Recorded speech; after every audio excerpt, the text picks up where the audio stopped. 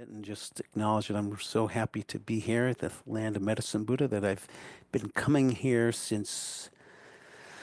whew, since the 80s and taught many, many retreats here. It's actually, I've been flooded these past couple of days with so many memories of people that I've practiced with here, people that are no longer on the planet here. And yeah, I love this place, love the land, the enchanted forest.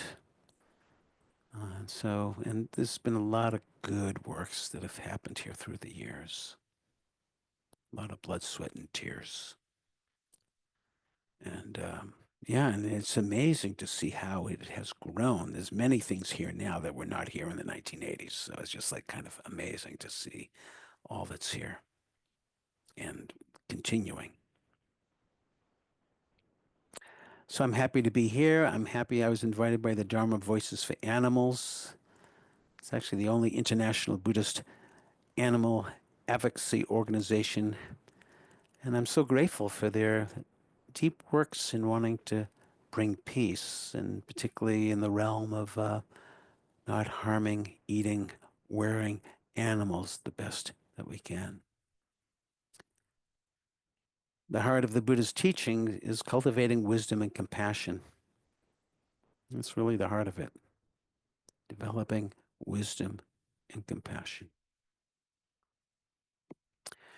And this is developed by living virtuously with the cultivation of non-harming, our thoughts and our words and our actions.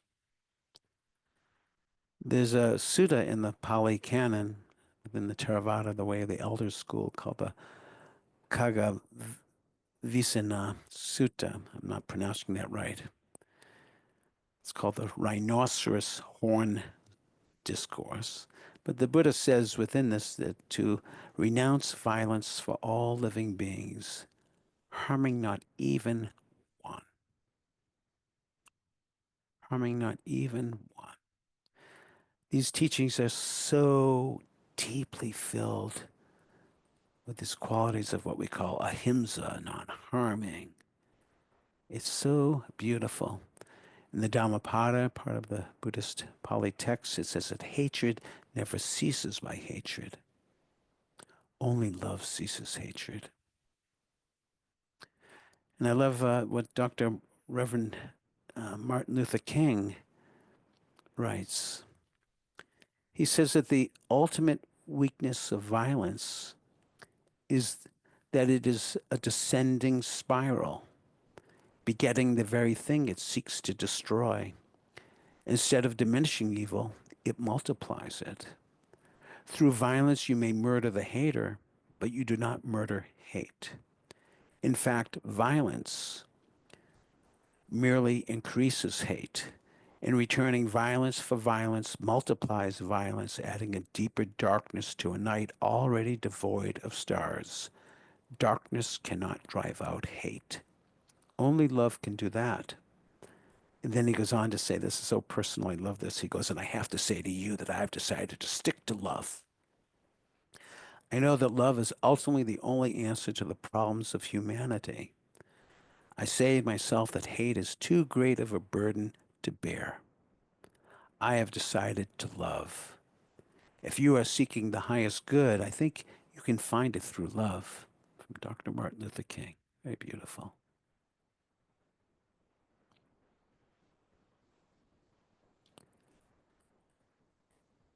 So I mentioned last night that I had this experience about 34 years ago where and it really it's born out of my own practice, where I just really began to understand more deeply that um, I didn't want to cause harm or pain to any living being as much as possible. And I remember growing up on the playground. I actually experienced some pain from others. I was bullied and picked on. I was the only Jew in an area that was mostly non-Jewish. I would also see other kids in the playground that getting picked on, and Perhaps I could have seen all that and said, well, I'm just going to hurt everybody that I can. But for whatever reason, thank goodness, I said, I realized after experiencing it myself and seeing other people get hurt that I made an inner vow to myself that I never wanted to hurt anyone feelings because it's so painful. I know what it's like to be hurt, and I just, as much as possible, I don't want to do that. And about 34 years ago, I was just really looking more deeply at this, and I began to, you know, realize that in the spirit, and I mentioned last night in the very first precept of Buddhism, it's panatipata vairamani sekapadam samadhiyami, that I undertake the training of not killing any living being. But the words in Pali have a different translation. Panatipata means that I undertake the training of not taking away any living being's breath. That kind of makes it a little bit more literal for me. And I began to look at my dietary ways. And, I was brought up with meat and all types of stuff. Though it's interesting, even as a young boy, my parents growing up in New England, they like to have lobster. But I would never touch a lobster because I would see them alive and then they would put them in this boiling water. Then I'd hear, oh, they don't feel anything. Like, oh, yeah, right. I just imagine if I was dunked into boiling water and so even from a very early age, I would have nothing. I've never tasted lobster in my entire life because it was so horrifying to see as a young boy that happening. But I did eat meat because I had this disconnect. Well, it's just meat. It's hamburger. Like it took years to understand if that hamburger came from a cow. And 34 years ago, I just really I really want to try to live my life to cause the least harm as possible. And as I mentioned also last night, it's probably impossible to do no harm because on 1 square inch of human skin lies 32 million bacteria. And so, you have a bacterial infection. Do I let the bacteria get me, or maybe I need to do some antibiotics? Maybe there's some other medicines you can also take. In 1996, I had flesh-eating bacteria, necrotic fasciitis. That was had a massive bacterial group A strep bacteria, and it was either me or the bacteria. And so I did take intravenous antibiotics as well as multiple surgeries to take off the dead skin, debridement surgeries, and had to get a skin graft. And I have my leg, and I'm very, very grateful for modern medicine and what it can do to help. So we have to make choices, but how do I, in the same time, try to live my life causing the least harm as possible? So at that point, 34 years ago or so, I decided to become a vegan. And also, number one, because of not wanting to cause pain to beings, and number two, I felt it would be healthier. But I just love these teachings of non-harming, and it felt that as my practice deepened, the sensitivity of not wanting to cause harm to myself or to other beings just grew. It just grew naturally. As I become more sensitive to my own suffering, I become more sensitive to other people's sufferings or other beings' sufferings, and the aspiration to cause the least harm possible. And again, it's probably not possible to do no harm. Even some of these clothes I'm wearing, maybe people were making these clothes in not such virtuous ways with the employment, and this, it's so difficult. But how can we adopt as best we can these qualities of ahimsa, of non-harming? And just last April, which is just a few months ago, my wife and I have been planning a trip like this for many, many years. We were about to go when the pandemic happened, but then we couldn't. But in April, let's see, no, May. This was May, so this is even sooner. On May 14th, we flew to Krakow in Poland, and on May 15th, we went to Auschwitz and Birkenau. And What can I say? Unsettling. And actually, I have a prayer. May I never get settled from being so unsettled. May I be unsettled for the rest of my life. And of course, there's many Auschwitz and Birkenau's in many different places around the world. So it's not to say only there, and still happening right now. But I have to just tell you that, and I won't go into much of the graphic details of being at Auschwitz and Birkenau,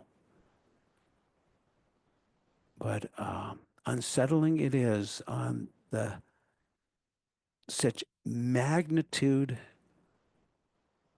of suffering beyond my comprehension. And it actually really models um, animal slaughterhouses. Auschwitz and Birkenau and many of those other concentration camps were slaughterhouses. And the Nazis developed such a organizational way of, just like in slaughterhouses, everything is used.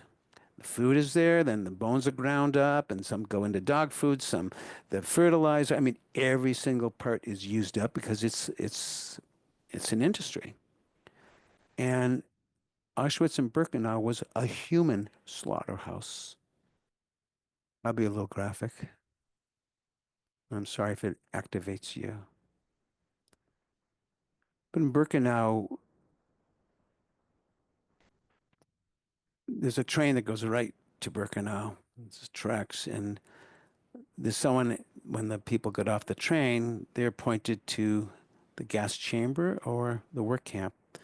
80% of the people that went to Birkenau were pointed to the concentration, to the gas chambers. 80% of the people.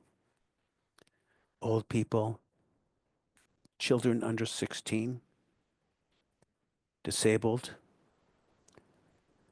and they were brought and they were on trains, and so they would say, "We're going to give you some nice showers and get you well." And the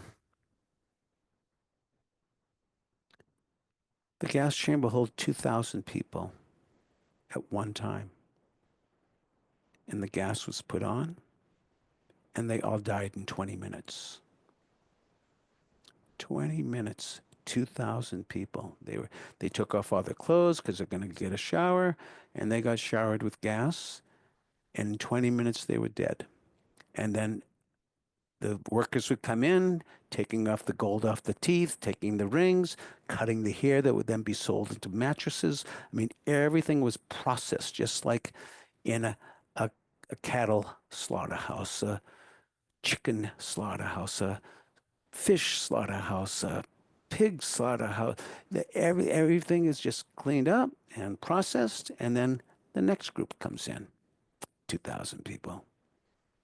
It's going on and on. They had multiple chambers where this was happening, and then the cremations. These gas chambers were bombed by the Germans at the end, so I could just take some pictures.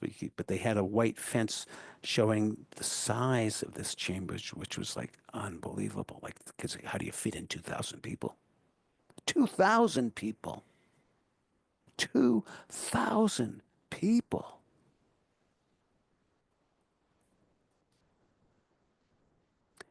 In Auschwitz, they brought us into a gas chamber that still exists. That one held only 800 people.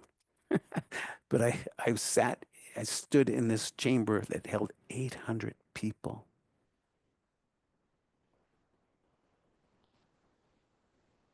I'm sorry to be so graphic here, and I know that it could be actually activating some things to some of you. And if you need to talk later with me, I'm happy to.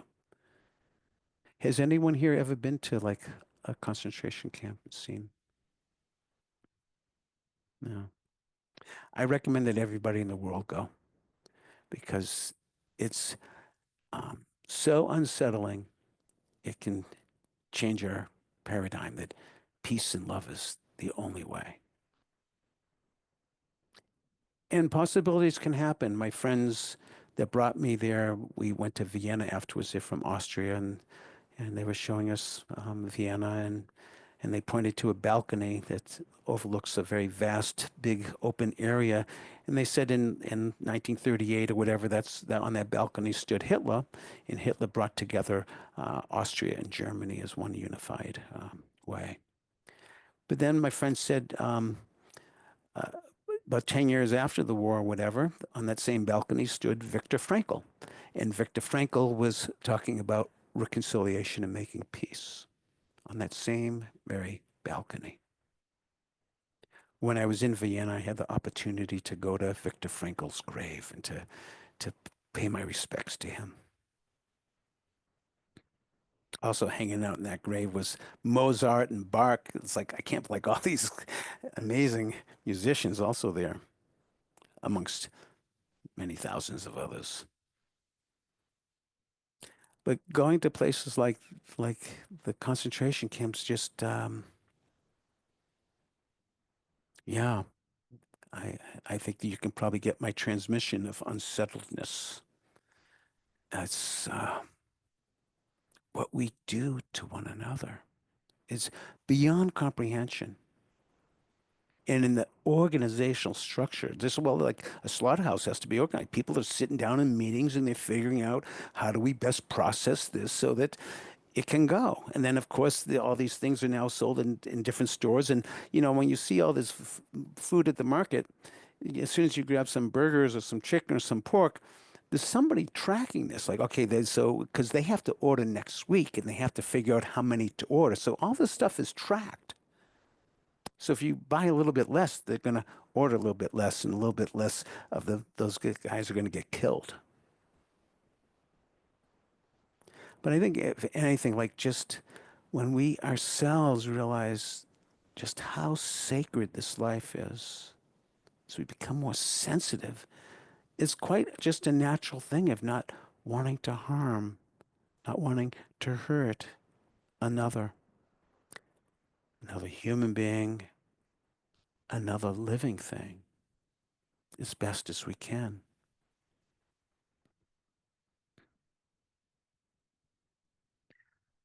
The truth is that none of us came into this world with bias. It was learned. Get a baby in Israel or in Gaza, they don't know about hating the Jews or hating the Palestinians or the whites and the blacks or the brown.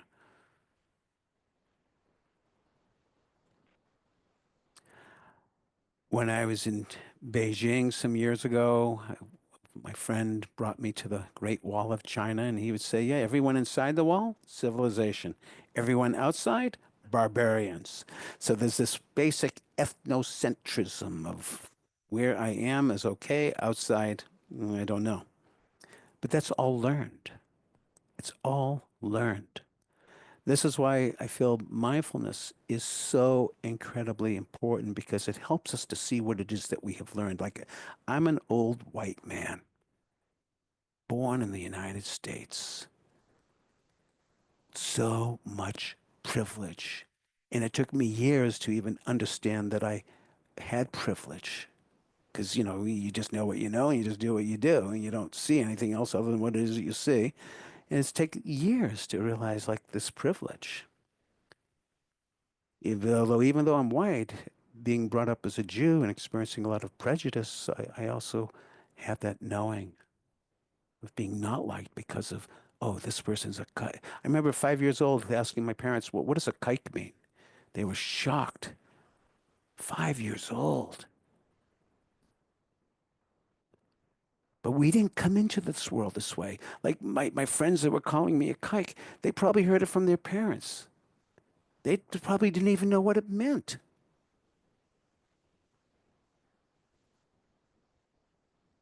So this is all learned. The bias with skin color, ethnicity, sexual orientation, gender, uh, politics, this is all learned. And this is, to me, one of the most important aspects of our mindfulness practice is to begin to become aware of what it is that we've learned so that we can begin to unlearn what we've learned. But if we aren't aware of this, then we don't even know. It just goes on and on. We're blind to it. We're ignorant. We don't see it. It's very humbling to realize, oh yeah, I carry some bias. I carry some prejudice. Yeah, I do. I was brought up to have certain feelings about certain groups that they were scary. I shouldn't go near there. It's taken a long time for me to realize this programming. So this is why I think mindfulness is so important. If there's anything that's going to save us for ourselves from ourselves, it's mindfulness to become more aware, to unlearn what we've learned, to begin to perhaps appreciate the rainbow and the spectrum of our humanity and our world. Carl Sagan, an astronomer, had the opportunity to be involved in a project where with the satellite Voyager, when it got out to around Pluto, they were able to take a picture of the planet Earth from Pluto.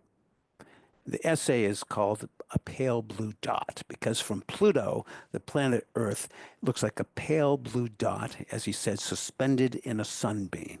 And he goes, it's quite humble to look at that pale blue dot, that speck of dust suspended in a sunbeam, which is our world. And all of the wars and everything has happened on that little speck of dust. Some thinking that they're more important than others, but it's just a little speck of dust suspended in a sunbeam. But he goes on to say, as you look out into the vastness beyond that speck of dust, that pale blue dot, as you look into the vastness of the universe, you begin to understand that that it appears to be that there's no one else out there to save us from ourselves. That it's up to us.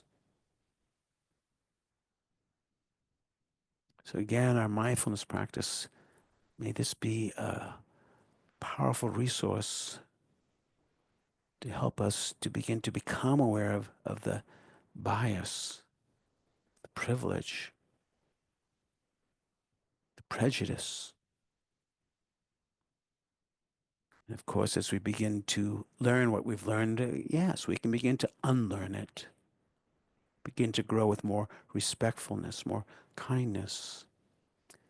So this is our practice to remember, to remember.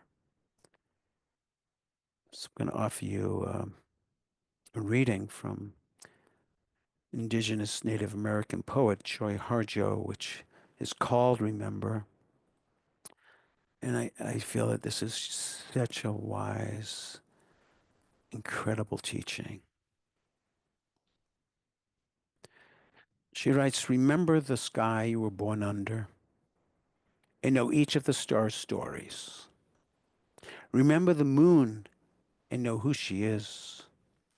And remember the sun's birth at dawn, for that is the strongest point of time.